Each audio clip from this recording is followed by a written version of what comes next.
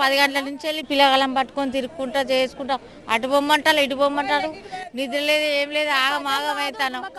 చిన్నపిల్లలతో సహా ఉన్నాం మేము ఇక్కడ.